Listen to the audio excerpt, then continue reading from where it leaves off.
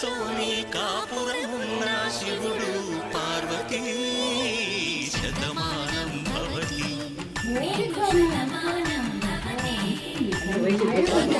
రెండు తామొకటైన సీతారాములకి శతమానం తెప్పించా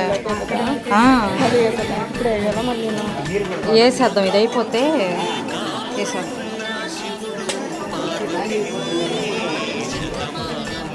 పెట్టినాను తెప్పించిన